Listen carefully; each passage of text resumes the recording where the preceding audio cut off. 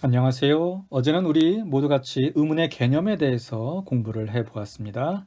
오늘은 어제에 이어서 국어의 자음 체계, 모음 체계, 그리고 의문 변동의 개념에 대해서 같이 공부를 해 보도록 하겠습니다.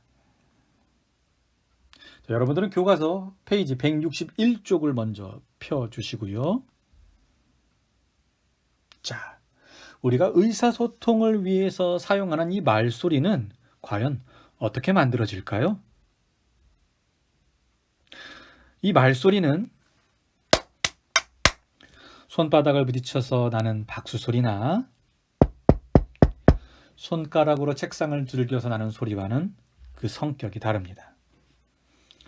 말소리는 기본적으로 우리의 폐에 있는 공기가 기도를 거쳐 목청을 지나서 혀, 입천장, 잇몸, 입술과 같은 구강을 통해서 때로는 콧 속 비강을 통해서 나오면서 여러 가지 다양한 곳에서 다양한 성질의 소리들이 만들어집니다.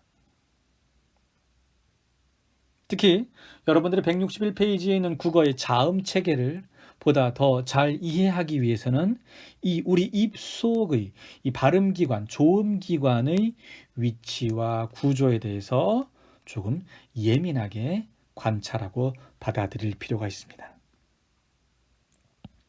자, 다른 사람들의 것을 관찰하기는 좀 뭐하고요. 여러분 스스로의 입속을 한번 관찰해 보도록 하겠습니다. 자, 먼저 쑥스럽게 생각하지 마시고 혼자밖에 없잖아요. 그죠? 자, 한번 해보십시다. 혀를 쭉 앞으로 내밀어서요. 여러분 코끝에 닿아보세요. 코끝에 닿는 사람이 있나요? 혹시 코끝에 닿는 사람이 있으면 우리 등교 계약을 한 이후에 저를 찾아오십시오. 제가 맛있는 것을 한번 쏘겠습니다. 어때요? 닿는 사람 있나요? 아마 우리 1학년에서 닿는 사람이 제가 생각해봐야 한두 명 이상을 넘지는 않을 것 같습니다. 순전히 혀의 힘으로만 가셔야 돼요. 손가락으로 지지 끓으면 안 돼요. 자, 그 상태에서 우리는 그 혀 끝으로 우리의 입속을 한번 탐험해 보도록 할 겁니다. 자, 여러분들 아마 지금 코끝을 향해서 이 혀가 나와 있다면 아마 요 정도에 멈추고 있을 겁니다. 인중이 있는데요. 자, 쭉 뒤로 쭉 혀로 넘어오겠습니다. 입술이 있죠? 예. 입술을 점점 타고 뒤로 넘어가겠습니다. 떼지 말고 넘어오세요. 혀를. 자, 이렇게 입술과 이 사이로 혀를 쑥 집어넣어 보세요. 마치 원숭이 흉내를 내는 것처럼요. 끝까지 쑥 집어넣고 요 끝에서 혀를 좌우로, 이번에는 좌우로 움직이다 보면 정 가운데 부분에 얇은 막 같은 것이 있습니다. 힘줄 같은 거요. 있죠? 그런데 이건 별로 중요하지 않습니다. 우리가 말소리를 만들어내는데 전혀 사용하지 않습니다. 자, 여기까지가 우리가 입술 부분입니다. 좀 더 뒤로 가볼게요. 이 앞부분을 느끼면서 넘어갑니다. 혀를 떼지 마세요. 넘어와서 내려오다 보면은 잔이 살이 시작되는 부분이 있죠. 좀 더 내려가 볼까요? 저는 갑자기 여기에서 뭔가 쑥 꺼지는 듯한 느낌이 들어요. 물론 방향은 이 입천장 위쪽을 향하지만 심리적으로는 뭔가 걷다가 발을 쑥 헛디디는 느낌이 납니다.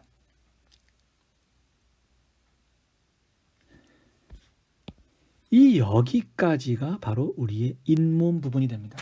혀를 좌우로 움직여 보다 보면요, 약간 울퉁불퉁한 느낌까지도 듭니다. 자, 다시 잇몸의 끝부분에도 다시 뒤로 넘어가 보죠.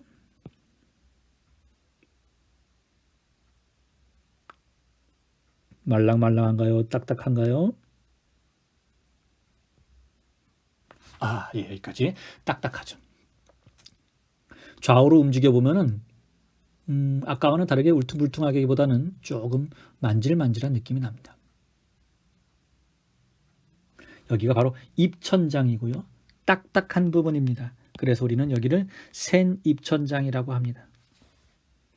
좀 더 뒤로 넘어가 볼게요.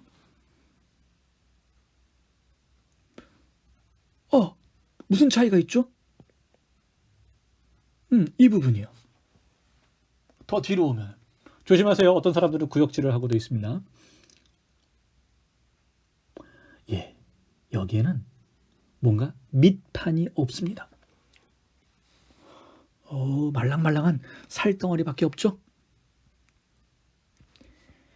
예, 여기는 입천장인데 살밖에 없어서 세지 않고 여리다라고 해서 여린 입천장이라고 얘기를 합니다. 물론 이 뒤로 더 갈 수도 있습니다. 근데 뒤로 가면요 별로 느낌이 좋지 않아요. 약간 끈적끈적하고 미끈덩미끈덩한 것이 만들어집니다. 느낌이 좋지 않으니까 웬만하면 가지 않는 걸 추천드립니다.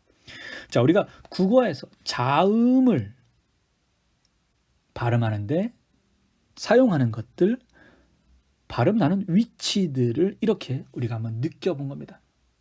여러분 좀 시간이 날 때 한번 천천히 다시 한번 느껴보기를 바랍니다. 안타깝게도 목청까지는 우리가 느껴볼 수가 없습니다. 이해를 해주세요. 자, 이렇게 얘기할 수가 있습니다. 우리는 자음을 발음할 때 양 입술을 이용해서 소리를 내고 잇몸과 혀 끝을 이용해서 소리를 내고 센 입천장과 혓바닥을 이용해서 소리를 내고 혀의 뒷부분과 여린 입천장을 이용해서 소리를 냅니다. 그리고 목청을 이용해서도 소리가 나고요. 잘 느껴볼 수 있도록 해보십시오. 자, 그럼 본격적으로 국어의 자음책의 161페이지 표를 이해해 보도록 하겠습니다. 먼저 뭐부터 할까요? 자, 여러분 입술을 붙이지 말고 바보라고 발음을 한번 해보세요. 입술을 붙이면 안 됩니다. 바보 같은 소리가 나죠? 아우, 바보 소리가 나지는 않아요. 그쵸? 신기하죠? 우리가 어려서 제일 먼저 배우게 되는 말 중에 하나인 맘마도 마찬가지입니다. 여러분, 맘마. 먹을 거예요, 맘마. 맘마도 입술을 붙이지 말고 한번 소리를 한번 내보세요. 앙아, 앙아.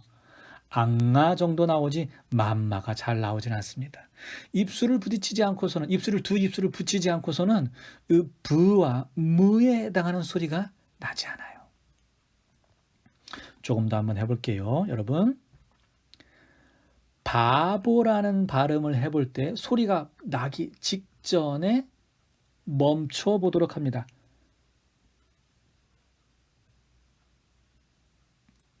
무엇이 다 있죠?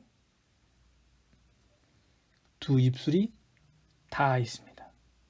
아주 직전에 멈춘 사람이라고 한다면 양 입술 바로 앞에서 공기가 아주 나가고 싶어 하고 막 아우성을 치는 걸 느낄지도 모르겠어요. 네. 브와 무에 해당하는 소리들은 기본적으로 두 입술을 부딪혀서 붙였다가 떼면서 이곳에서 소리가 납니다. 좋음 위치입니다. 자음의 정의가 어떻게 됩니까? 발음기관의 어딘가에서, 위치에서 뭔가 공기의 흐름을 조절하면서, 여긴 장애라고 얘기했는데요. 공기의 흐름을 막거나 굉장히 좁게 만든다거나 이렇게 하면서 소리가 납니다. 그 좋은 위치입니다. 이 두 입술에서 나는 소리를 갖다가 우리가 특별하게 한자를 이용해서 양순음이라고도 합니다. 양쪽 입술로 나는 소리라는 뜻입니다. 다음은요, 이와 같은 원리로 우리가 한번 관찰을 해볼 수가 있어요. 같은 겁니다. 우린 보통 자음을 한번 발음해 보라라고 하면요. 혼자서는 발음할 수 없기 때문에 보통 으를 붙여서 발음을 하게 됩니다. 이런 식이죠. 브, 드, 그. 자, 여러분, 드랑은 조금 다른데, 드라는 소리를, 으라는 성격을 조금 약화시키면서 발음하는 겁니다. 드를 발음해 보면서, 역시 마찬가지로 발음 나기 직전에 멈춰 보세요. 소리 내지 말고요. 자, 내 입속 모양을 잘 관찰해 보세요. 어떻게 되어 있습니까? 나의 혀 끝이 아까 관찰했던 이 잇몸 사이에, 잇몸 앞에 가서 붙어 있습니다. 공기가 앞으로 쭉 나오다가 이 혀 끝과 잇몸이 붙어서 공기의 흐름을 막아버린 겁니다. 그리고 그 공기의 흐름을 내보내면서 소리가 나게 되죠. 이 드, 스, 느, 르를 천천히 발음해 보면서 느껴보세요. 이 자음들은 모두 윗 잇몸과 혀 끝이 서로 붙어 있다는 것을 느끼게 될 겁니다. 보통 우리는 여기에서 나는 소리들을 한자로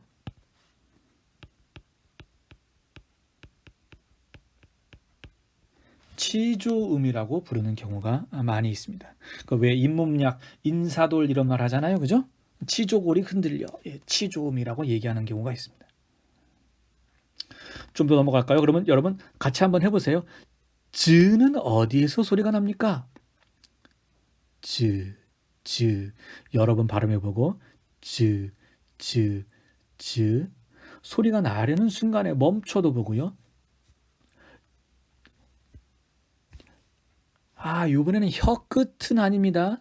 혀 끝이 아니라 혀의 약간 뒷부분이 닿아 있습니다. 어디랑 닿아 있냐면은 바로 요 센입천장과 혓바닥 요 부분이 닿아 있습니다. 역시 공기가 나오다가 여기서 멈춰진 거죠. 막힌 겁니다. 특별히 이 부분에서 나는 소리를 가리켜 우리는 무슨 음이라고 얘기하냐면은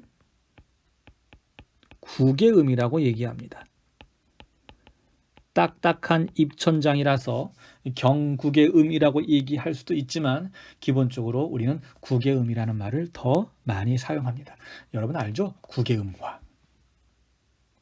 그리고 조금 더 뒤쪽에서 소리 나는 것이 있습니다. 그래요. 한번 해볼까요?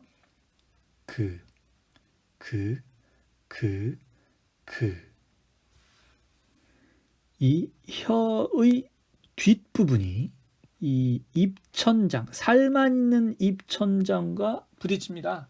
닿아서 공기가 나오는 것을 막아두죠.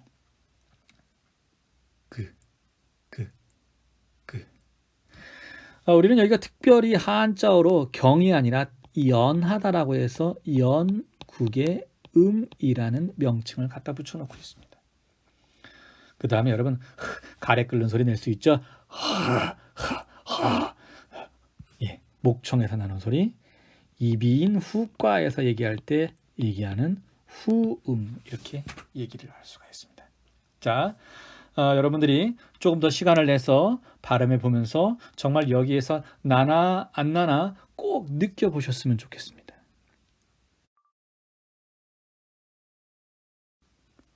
자, 다음으로는 좋은 방법에 따른 여러 가지 소리들을 살펴보도록 하겠습니다. 먼저 파열음을 보죠. 자, 여러분 브를 발음해 볼까요? 브. 역시 발음 나려는 순간에 딱 멈춰 보세요. 소리 내지 말고. 저는 어떻게 느껴지냐면요. 뭔가 입술이 딱 붙어 있고요. 입술 바로 뒤쪽에서 공기들이 나오다가 이 양 입술에 가로막혀서는 나가고 싶어 하고 막 아우성 치는 것 같아요. 이 입술 바로 뒤쪽이 공기로 빵빵해진 느낌이 듭니다. 파열음이란 이 빵빵해진 공기를 순식간에 터뜨리면서 내는 소리를 파열음이라고 얘기합니다. 뒤에 나와 있는 드, 그 같은 경우도 위치만 다를 뿐이지 모두 다 똑같은 방법을 이용하고 있습니다. 폐에서 나온 공기를 어느 한 부분에서 꽝 막았다가 순식간에 팡 터뜨리면서 나는 소리들인 거죠. 자, 파열음이 있으면 다음으로 마찰음이 있습니다. 자, 마찰음이라는 것은 무언가를 마찰, 부빈다, 서로 쓸리게 한다 이런 뜻이죠. 그죠? 오해는 하지 마세요. 윗잇몸과 혀끝 그 위치에서 소리가 나지만 윗잇몸과 혀끝을 마찰시키면서 나는 소리는 아니에요. 윗잇몸과 혀끝을 자 해보세요. 문질러도요. 약간 아주 작은 소리가 귀 속으로 들리는 것 같지만 실제로 우리가 발음할 때 사용하는 스와 같은 소리는 나지는 않습니다. 엄밀하게 얘기한다면 윗잇몸과 혀끝을 다을랑말랑 관찰해 보세요. 다을랑말랑 닿지는 않아요. 다을랑말랑하게 만들고 그 사이를 공기가 빠르게 지나가도록 하면서 나는 소리죠. 그 좁혀진 사이로 공기가 지나면서 그 마찰로 나는 소리라고 볼 수 있습니다. 살짝 그 윗잇몸과 혀끝 부분이 공기가 빠르게 지나가면서 약간 간질간질 마찰되는 느낌이 나지 않나요? 흐 같은 소리도 마찬가지입니다. 기본적으로 목청에서 좁게 만들고 거기를 공기가 빠르게 지나가면서 마찰되면서 나는 소리입니다. 다음 파찰음이 있습니다. 자, 즈 발음해 보세요. 즈 어디서 나나요? 어떤 방식으로 공기가 방해를 입고 소리가 날까요? 예, 파찰음은요, 그 명칭에서도 알 수 있다시피 처음에는 파열음과 같은 성격을 가지고 있다가 그 뒷부분에서는 마찰음의 성격을 가지고 있는 소리를 이야기를 합니다. 즈를 발음할 때 발음 나기 직전에 한번 멈추고 느껴보세요. 즈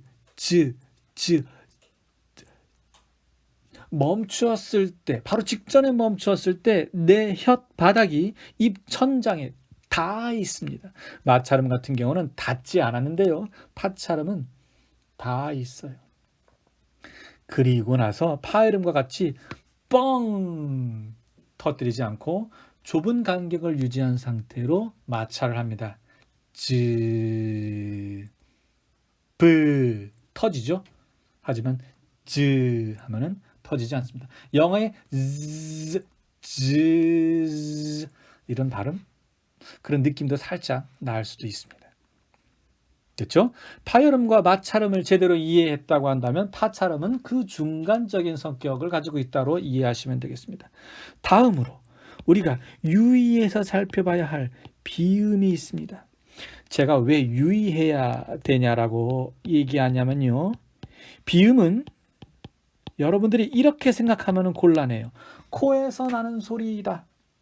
자, 발음해 보세요. 비음은 코에서 나는 소리 같지만 좀 더 명확한 정의를 얘기한다면은 공기를 코로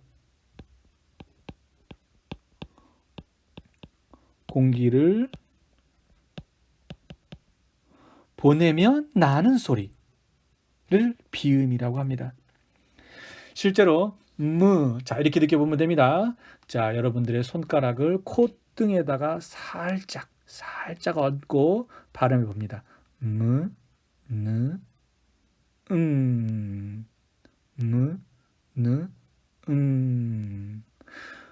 콧등이 살짝 울리는 걸 볼 수가 있습니다. 그 위에 있는 파열음 같은 경우 울리지 않아요. 혹시나 살짝 울림이 느껴지는 분들은 그 브 발음할 때 뒤에 있는 으라는 모음 때문에 살짝 그런 느낌이 날 수 있는데 엄밀하게 얘기한다면 나지 않습니다. 자, 이 비음은요 코에서 난다라고 하면은 여러분들이 좋은 위치에 따른 분류라고 생각할 수가 있는데 아닙니다. 코에서 나는 좋은 위치에 따른 분류가 아니라 코로 공기를 보내면서 나는, 즉 방법에 따른 분류라는 것, 방법이라는 것 꼭 잊지 않고 헷갈리지 않으셨으면 좋겠습니다. 자, 뭐라고요? 은은 좋은 위치에 따른 분류가 아니라 좋은 방법. 코에서 난다라고 얘기하는 것이 아니라 코로 공기를 내보내면서 나는 소리다라고 이해하셔야 됩니다. 다음으로 마지막 유음이 있습니다. 유음은 르에 해당하는데요. 역시 발음을 한번 해보세요. 르, 르, 르, 르, 르. 교과서 163쪽의 오른쪽 날개 부분을 보면요. 그렇게 써 있습니다. 유음, 흐를 유자를 써 있죠. 자, 혀 끝을 잇몸에 가볍게, 그렇죠. 혀 끝과 잇몸 위치는 똑같습니다. 드나 스나 느나 그 혀 끝을 가볍게 대어서 그 양 옆으로 소리를 공기를 흘려 보내면서 나는 소리입니다. 요거는 조금 여러분들이 느끼기는 어려웠겠지만은 혀의 양옆이 미세하게 진동하는 것을 느껴볼 수도 있겠습니다. 자, 이렇게 해서 국어의 자음 체계표에 대해서 간략하게 설명을 해드렸습니다. 여기 중간에 나와 있는 예사소리, 된소리, 거센소리는요, 소리의 세기에 따른 분류입니다. 예사소리 다음에 된소리, 그 다음에 거센소리. 명칭 자체가 거세다라는 뜻이 있죠. 제일 세기가 센 소리가 거센소리입니다. 가끔 여러분들은 뿌 이런 된 소리가 제일 세다라고 생각할 수 있습니다만은 거센 소리가 제일 세다라는 것을 염두에 두시기를 바랍니다. 이렇게 해서 국어의 자음 체계 표를 설명을 해 보았습니다. 자, 여러분들이 여기서 기본 중요한 것은요, 바로 이 기준들입니다. 조음 위치. 자, 조음 위치는 여러분들의 입속을 관찰해 봤었죠? 입술에서부터 윗잇몸 혀끝, 센입천장 혓바닥, 여린입천장 혀뒤, 그리고 목청까지. 자, 기억해 보세요. 자, 혀를 입술에서부터 뒤로 쭉 훑어가면서 그 위치들을 느껴보도록 합니다. 다음으로 조음 방법. 조음 방법은 자, 터뜨리는 소리, 마찰하는 소리, 중간에 파찰음과 코로 나고 코로나? 아이고 끔찍한 소리입니다. 코로 보내면서 나는 소리, 그 다음에 혀의 양옆으로 보내면서 나는 유음까지. 이런 기준들을 명확하게 이해하고 실제로 여러분들이 발음을 해보고 발음이 되는 위치, 발음을 하는 방법들을 잘 이해하고 느끼고 있다고 한다면 이 자음 체계표는 언제든지 여러분들이 새롭게 구성해내고 알 수 있을 거라고 생각합니다. 이렇게 이해를 한 이후에 외우게 된다고 한다면 조금 더 오랫동안 조금 더 잘 활용할 수 있을 거라고 생각을 합니다. 자, 어떤 것이든지 모든 도표, 그래프 같은 것들은 X축, Y축, 즉 기준들을 명확하게 여러분들이 잘 알고 있어야 됩니다. 마지막으로 당부를 하나 더 드린다면요. 여기 나와 있는 것들은 다 소리들입니다. 엄밀하게 얘기한다면은 자, 어떻게 해요? 이렇게 발음 기호 표시들을 해야 되죠. 하지만 우리는 지금 소리에 대해서 얘기하고 있다라고 약속을 하고 있기 때문에 비읍이라고 얘기하지 않고 글자라고 얘기하지 않고 브라는 소리를 가지고 이야기를 하고 있습니다. 자, 다음을 보도록 하죠. 이번에는 모음 체계입니다. 자, 모음 체계는요, 여러분들 교과서 168페이지에 있습니다. 네, 교과서 168페이지를 보면서 같이 생각을 해보도록 하겠습니다. 자, 모음은요, 자음과는 다르게 발음기관에서 방해를 받지 않고 나는 소리입니다. 그래서 특별하게 무엇과 무엇이 닿거나 좁혀지거나 하는 부분은 없습니다. 그죠? 아예 이오 우 예, 닿는 곳이 없습니다. 자, 모음 체계표에서는요. 죄송합니다. 익숙하지가 않아서. 자, 모음 체계표에서는 여러분들이 역시 기준이 중요하죠. 근데 이번에는 두 가지 기준이 아니라 세 가지 기준이 있습니다. 혀의 앞뒤에 따라서 전설과 후설. 입술의 모양에 따라서 평순과 원순. 그리고 혀의 높이에 따라서 고, 중, 저. 이렇게 세 가지 기준이 있습니다. 자, 여기서 우리가 유의해야 될 것 중에 하나를 말씀드리면요. 이 앞뒤나 높이라는 명칭을 갖다가 여러분들이 가끔 위치라고 해서 퉁쳐서 얘기하는 경우가 있어요. 혀의 위치에 따른 전설모음, 후설모음, 혀의 위치에 따른 고모음, 중모음, 저모음, 이런 식으로 표현을 하는 경우를 보는데요. 어떤가요? 앞뒤나 높낮이나 다 위치에 해당하죠. 따라서 위치라고 표현하게 되면 정확하게 무엇을 얘기하는 것인지 분명하게 특정이 되지 않기 때문에 꼭 혀의 앞뒤, 혀의 높이 이렇게 설명을 해 주었으면 좋겠습니다. 자, 그럼 한번 보죠. 이 발음을 한번 해보시죠. 이, 그리고 우 발음을 해보십시오. 이, 우, 이, 우. 이를 발음할 때는요, 혀가 쭉 길게 늘어져 있습니다. 이, 그리고 이 이가 거의 이 아랫니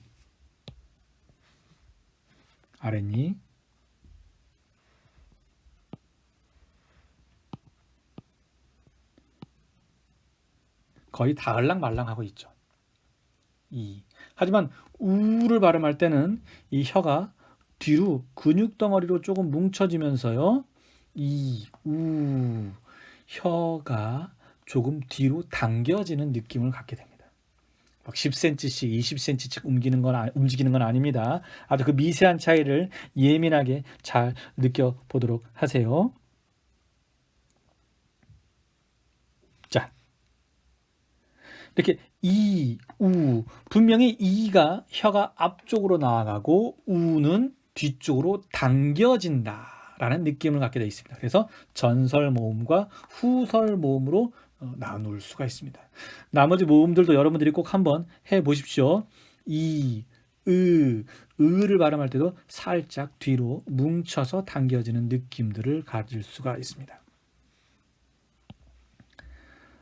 다음으로는 입술의 모양을 가지고 한번 얘기를 한번 해보죠. 자, 평순과 원순이 있습니다. 자, 순은 입술 순자이죠. 평은요, 평범한 입술입니다. 원순이 특별하죠. 원순 모음을 할 때는 마치 우리가 뽀뽀를 하듯이 입술을 동그랗게 모은 상태, 원의 형태를 가지고 있어서 원순이라고 얘기합니다. 자, 이와 우를 비교해 놓고 봤을 때 이는 입술을 편안하게 놔둔 상태라고 한다면 우나 오 같은 경우에는 어떻습니까? 입술을 동그랗게 만들어줘야지, 힘을 주어서 만들어줘야지 소리가 나죠. 가끔 가다가 발음이 새는 사람들을 보면요, 이 원순 모음을 입술을 동그랗게 만들지 않고 발음하는 사람들이 있습니다. 평소 자기가 발음이 불명확하다고 생각하는 사람들은 이 입술을 자기가 동그랗게 만드나 그렇지 않나를 한번 따져보시면 되겠습니다. 마지막으로 혀의 높이에 따른 분류가 있습니다. 자, 에. 사실 이 에와 에 같은 경우에는 우리가 현대인들은 많이 구분하지 못하는 경우가 많은데요. 아를 가지고 한번 생각을 한번 해보죠. 어와 아를 비교해 볼까요? 자, 어떤 것의 혀의 위치가 더 아래로 내려가나요? 이걸 잘 느끼지 못하겠으면요. 자, 여러분 예전에 개구도, 개모음, 폐모음이란 말을 썼는데요. 자, 혀는 어디에 붙어 있습니까? 우리의 아래턱에 붙어 있습니다. 혀가 밑으로 내려간다는 얘기는 그만큼 입이 더 벌어진다란 얘기입니다. 다시 한번 발음해 보세요. 어떠한 것이 입이 더 벌어지는 느낌이 납니까? 아. 뒤에 발음이 나죠. 이 애가 혹시 헷갈린다면 아로 이해를 하시고 그대로 평행 이동을 하여서 자, 어에 해당하는 성격이 비슷한 아에 해당하는 성격이 비슷한 이런 식으로 이해할 수도 있겠습니다. 자, 모음은 크게 길게 설명할 것이 없을 것 같아요. 이렇게 표를 이해하고 나면은 우리가 요령을 부릴 수도 있습니다. 간혹 가다가 어떤 친구들은 표를 이해하지도 않고 무조건 요령으로만 외워버리는 친구들이 있는데요. 요령은 이해를 한 다음에 도움을 받는 도구여야만 합니다. 이렇게 얘기할 수 있겠죠? 좀 더 쉽게 외우기 위해서 사람들이 이런 식의 방법들을 마련해 주었습니다.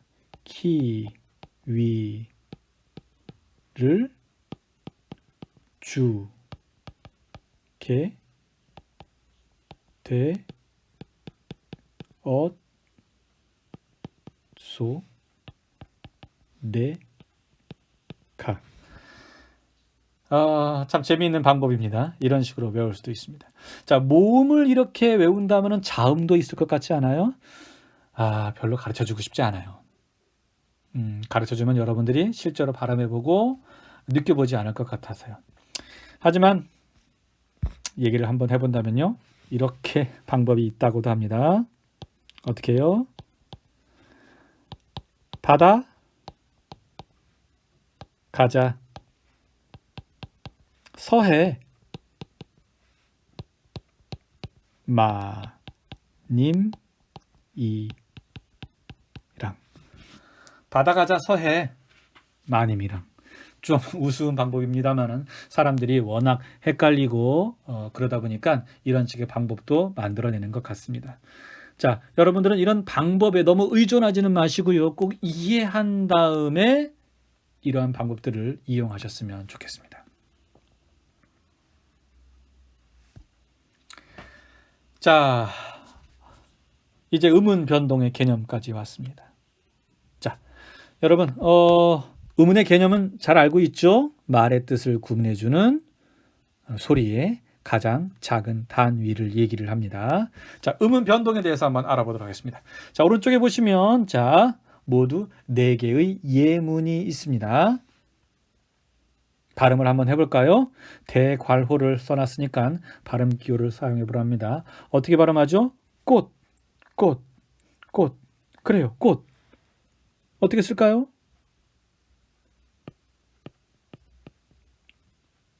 받침 소리로 뭘 쓰죠? 예, 디귿을 씁니다. 꽃. 그 다음엔 어떻게 발음이 나나요? 꽃이 피었다. 편안하게 얘기하세요. 꽃이 피었다. 꽃이 피었다. 벌이 어떻게 되죠? 꽃 위에 앉았다. 꽃 위에 앉았다. 편안하게. 벌이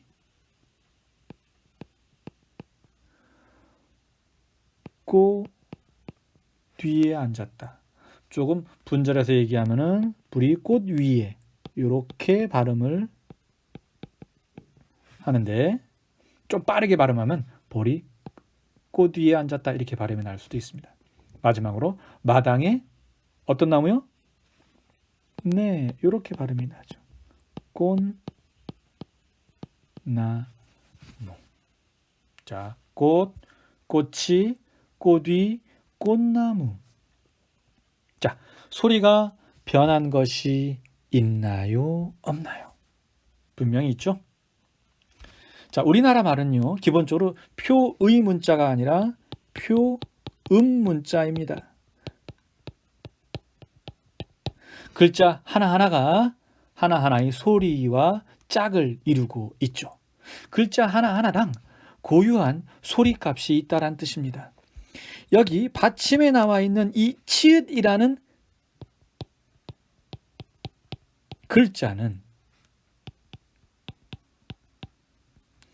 츠라는 소리값을 가지고 있습니다. 이렇게 짝이 되어 있어요. 자, 그런데 첫 번째, 꽃 같은 경우는 어떻습니까? 츠로 소리 나야 할 것이 꽃에서 디귿으로 드에 해당하는 소리로, 디귿에 해당하는 소리 드로 소리가 났습니다. 자, 바뀐 게 또 뭐가 있나요? 네, 꽃 위에 할 경우에도 역시 마찬가지로 이렇게 소리가 났습니다. 또 뭐가 있죠? 마지막에 꽃나무 같은 경우 느 소리로 바뀌었습니다. 바뀌었어요. 예, 특정한 자기가 가지고 있는 고유한 소리값이 다른 소리값으로 바뀐 것, 즉 변동이 일어났습니다. 혹시 꽃이도 변동이 있다고 생각하는 건 아니겠죠? 선생님, 이응에 해당하는 것이 치읓으로 바뀌지 않았습니까? 아닙니다. 우리나라 말에서 이응의 글자에 해당하는 경우 초성에 나온 것, 즉 받침으로 쓰이지 않은 것은 소리값이 없는 형식적인 기호일 뿐이에요. 그러니까 빈자리일 뿐입니다. 따라서 이것은 변동이라고 보지는 않습니다. 유의하도록 하세요.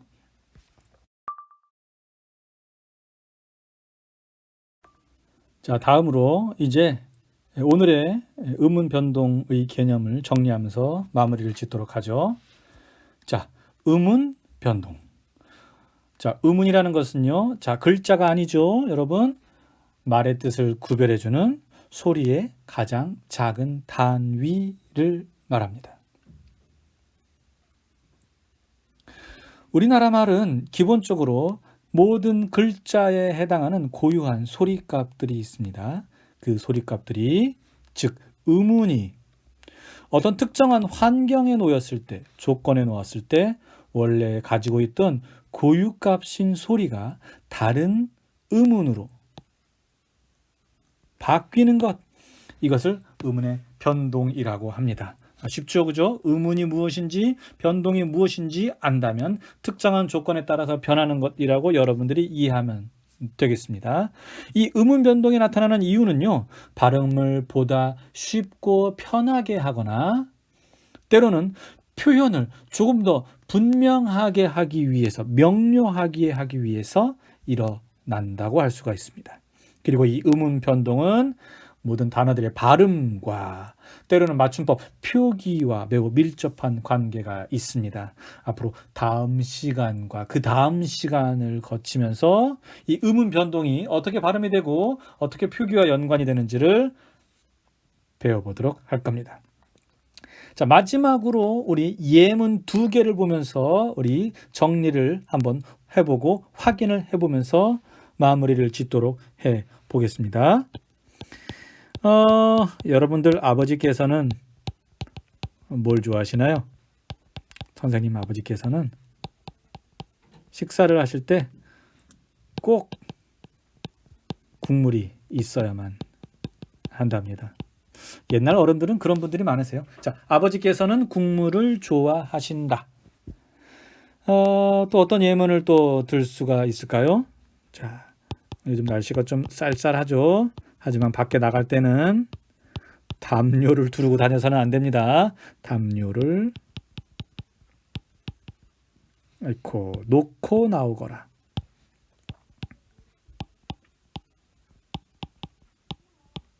자, 이 두 문장에는요, 음운 변동이 일어난 부분이 모두 4개가 있습니다. 그 정도는 여러분들이 찾아낼 수 있을 것 같은데요. 천천히 발음해 보면서 찾아보세요. 어디 있을까요? 아버지께서는 국물을 좋아하신다. 네, 맞습니다. 여기 있네요. 어떻게 발음합니까? 국물을 좋아하신다. 여기도 있네요. 어디요? 좋아하신다 아니죠? 좋아하신다. 또 어디 있습니까? 담요를 아니죠? 담요를 코 나오거라. 이런 식으로 의문의 변동이 되어 있습니다. 잘 찾으셨어요? 자, 이 의문의 변동들은요, 크게 우리가 대분류, 커다란 범주로는요, 크게 네 가지 부분이 있다라고 얘기합니다. 첫 번째, 교체, 탈락, 첨가, 축약의 네 범주가 있다라고 얘기를 합니다. 예, 순서대로입니다. 어떤 것이 교체겠습니까? 예, 국물입니다. 기억에 해당하는, 그에 해당하는 소리가 이건 소리값이 있죠. 종성에 있는 것. 뭐요? 바뀌었어요. 그래서 교체라고 얘기합니다. 어떤 학자나 책에 따라서는 대치라고 얘기하기도 합니다. 다음에 조화는 어떻습니까? 예, 여기 히읗에 해당하는 소리가 없어졌죠. 탈락입니다. 담요는 또 어떤가요? 이거 교체 아닙니다. 여기 이응 이 있지만 초성, 즉 첫 머리에 나오는 이응은 음가가 없지요. 없는 곳에 니은에 해당하는 느 소리가 생겼습니다. 첨가죠. 마지막으로 놓고는요. 자, 어떻습니까? 변한 것 같기도 한데요. 잘 보시면요. 어떻습니까? 여기 있는 히읗과 여기 있는 기역에 해당하는 소리, 즉 흐와 그 소리가 두 개가 합쳐져서 키읔에 해당하는 크 소리 하나로, 둘이 하나로 탈락이 아니라 축약이 되었다라고 얘기합니다. 자, 음운 변동은 크게 이렇게 교체, 탈락, 첨가, 축약 네 가지 커다란 범주가 있고요. 이 이후에 좀 더 작은 범주로 여러분들이 익히 들어서 알고 있는 비음화, 유음화, 구개음화와 같은 구체적인 음운 변동들이 있습니다. 이 음운 변동들은 다음 시간에 다루도록 하겠습니다. 자, 여러분, 다음 시간에 여러분들이 조금 더 쉽게 이해하기 위해서는요, 드디어 저번 시간에 얘기했던 형태소의 개념을 조금 이해하셨으면 좋겠고요. 무엇보다도 구체적인 음운 변동들은 여태까지 설명했던 자음 체계와 모음 체계를 이해하고 있다면 쉽게 이해할 수가 있습니다. 다양한 예문들로 그렇구나 라고 이해하고 넘어가면 되는 부분들입니다. 다음 시간과 다음 시간에는 지금보다는 조금 더 빠르게 속도를 내서 간략하게 다룰 예정입니다.